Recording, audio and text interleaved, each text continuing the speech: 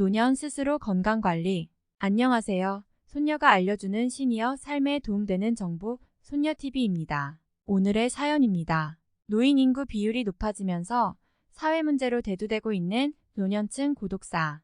홀로 쓸쓸히 죽음을 맞이해야 하는 사람들은 우리나라에만 해도 매년 2만 명씩 발생한다고 합니다. 하지만 이러한 상황 속에서도 여전히 혼자 사는 어르신 10명 중 4명은 죽기 전 자녀 얼굴 한 번이라도 보고 싶다고 말합니다.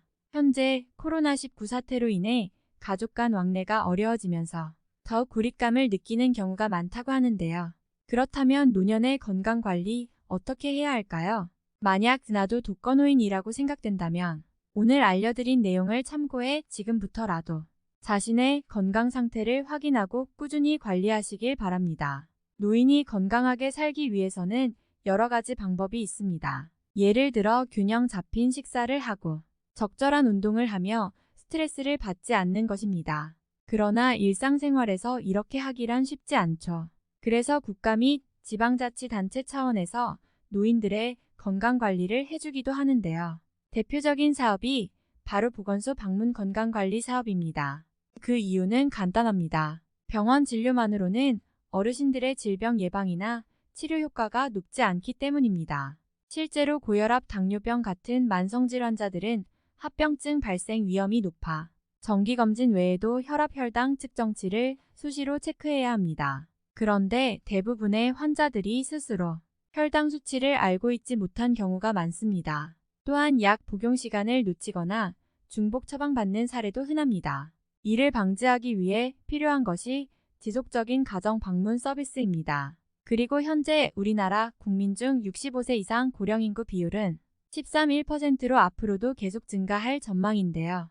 그만큼 향후 의료비 지출 부담도 커질 수밖에 없습니다. 이러한 상황에서 본인 부담금 없이 체계적인 관리를 받을 수 있다는 점은 큰 혜택이라고 할 수 있습니다. 보건소 방문 건강관리 사업은 말 그대로 누구나 쉽게 받을 수 있기 때문에 노년층에게 큰 인기를 얻고 있습니다.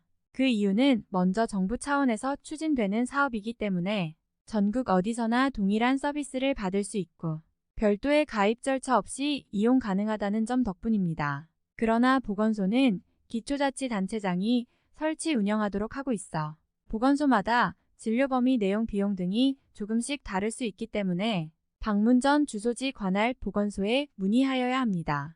문의 방법은 아주 쉽습니다.